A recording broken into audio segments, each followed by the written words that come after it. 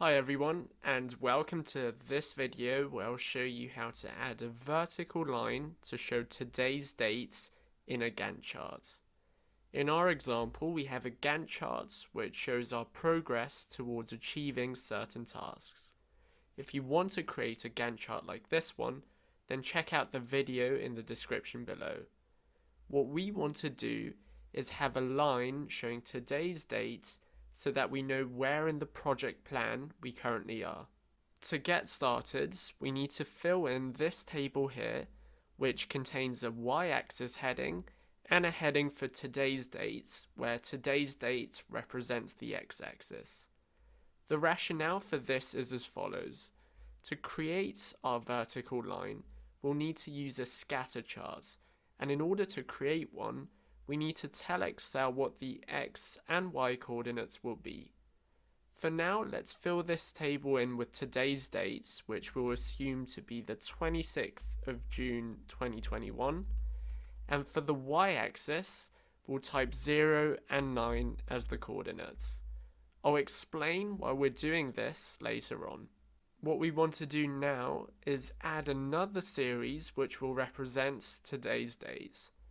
To do this, right-click the charts, click Select Data, and click Add.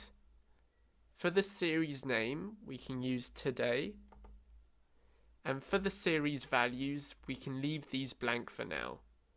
We can now exit and click OK. Next, let's change the chart type of this new series to a scatter chart as discussed. To do this, right-click on any of the bars within the Gantt chart, and then click Change Series Chart Type. You can see that right now, all of the chart types are stacked bars. However, for today's date, we want to change this to a scatter chart with straight lines.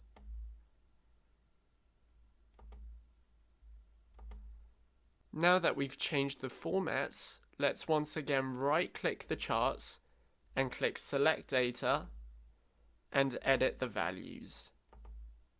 This is where the x and y values will come into play. For the x values, select the data containing today's dates, and for the y values, select the y values.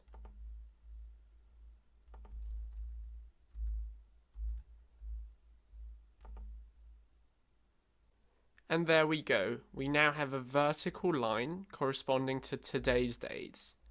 We can get rid of the data labels, and we can also get rid of these markers here by right-clicking on them, clicking Format Data Series, and then going into Marker and removing the border and the fill.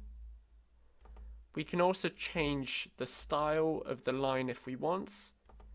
However, I'm quite happy with what we had. Now, you may be wondering how these x and y values impact the vertical line. If we change today's dates over here, you can see that the positioning of the vertical line changes. The purpose of the y-axis is to determine the height of the vertical line.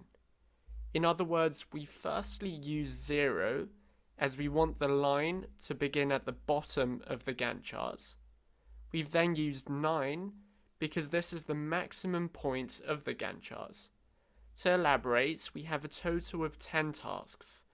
External comms is at the bottom of the Gantt chart, so that has a y coordinate of 0. Review procedures is at the top, so that has a y coordinate of 9. Therefore, the minimum level is 0 and the maximum level is 9. So that's how you can add a vertical line to a Gantt chart in Excel. Please give this video a thumbs up if you found it useful, and subscribe to the Excel Hub for weekly Excel tutorials, techniques, and examples.